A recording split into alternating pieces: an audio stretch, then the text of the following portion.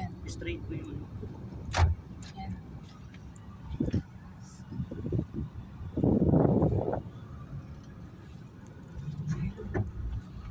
Hello. Hello. Boo! Ikaw mo daw. Pika. Hello. Unang araw ng bakasyon dito sa Tarlac. Diyan si Clagis in Tarlac today. Welcome to Tarlac. So, nagda-drive kami ngayon papunta sa isang lugar na kailangan ko makita. So, nag-spend talaga ako ng time dito, 2 days sa Tarlac para sa bagay na to. At kasama ko ang aking kaisa-isang pamangkin dito sa Tarlac. Yan, siya nagda-drive. At ang kanyang husband and son nasa likod, si Dave. So, papunta kami ngayon sa location ng yun na, yung sinabi ko special na bagay. Punta kami doon. At ang weather ngayon dito sa Tarlac ay napakainit. I don't know, maybe 26 degree. So, nag-short lang tayo ngayon kasi mainit. Tapos, ilang minuto ang papunta doon? 20 minutes? Maybe 30. 30 minutes na drive papunta doon. Kaya excited na ako makita. So, sa 2 days na pag-suspend ko dito, medyo nag-iisip na magandang adventures with them. Kasi seldom lang ito mangyari. At saka magpainit muna dito kasi katatapos na din ng winter sa Hong Kong. Yeah. Yeah, so doon banda, meron ako nakitang tricycle doon, no. Tricycle, tapos may bougainvillea doon, no, na pink. So ganito ang itsura dito ng Tarlac sa ngayon, sa Burot, no, Burot. Yeah, Burot. Yan ang tricycle ngayon, no. Stainless siya, no.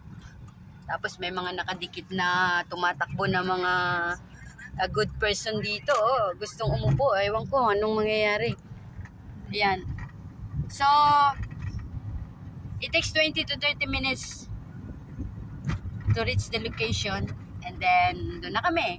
So, saglit lang kami, titingnan lang namin saglit, isang click lang, tapos balitin kami kagad. Ayaw ko magbabad masyado sa mainit kasi mayroon pa akong isang lugar na pupuntahan. Ayoko pagdating ko doon, sunog na ako. Kasi hindi halata na galing ako ng Hong Kong pag uwi ko doon. Baka nasasabihin, bakit ganito yung tsura nito, sunog.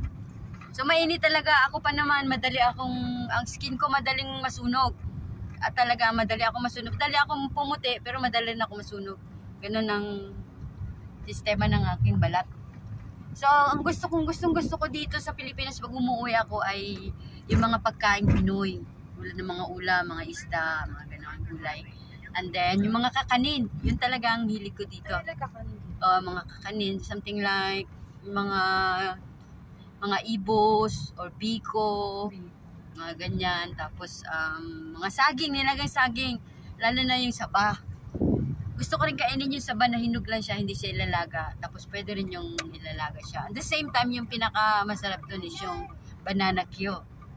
Yan, tapos kamuti Q, mga ganon. And so, mainit talaga. Kaya, sa 2 days ko dito, I think mag-ano ako, mag-change din yung aking balat sa init. So dito tayo ngayon sa highway, ayan o, marami din sasakyan dito, ang daming malalaking sasakyan, mga truck, lalo na pag madaling araw. Ayan, ang itsura ng big bus nila dito. Pampasahero ba yun? Yun yung papunta ng Maynila, yung Bataan Transit. So hindi ko na masyado sa ulado ngayon yung mga sasakyan dito. At sigurado pag pumunta ako ng Maynila, mawawala na ako doon kasi marami nang nabago sa location nila doon, lalo na yung LRT. Yung LRT dito, iba-iba sanga-sanga na. So, mawawala na ako sa Maynila.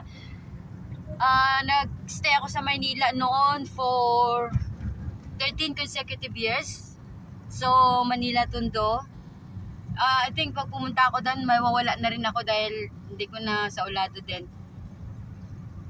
So, ilang years ako nandito sa Tarlac bago makabalik, siguro 5 years bago ako nakabalik ulit dito. 5 years. I'm not sure. Siguro 5 years, 6 years ago. Mga ganon. So ito lang yung nakakatuwa dito kasi pag nasa highway ka, makikita ka ng mga sasakyan na malalaki. At saka mabilis magpatakbo, so medyo nakakatakot din. Kaya ingat-ingat lang. Kaya dito ako sumakay, kasi bata pa itong nagmamaniho dito eh. Sigurado ito, maingat ito. Pero syempre, yung mga patatagal na nagdadrive, kahit may edad na, marunong pa din naman. Okay, so yan na muna. Just giving you an update what's happening here.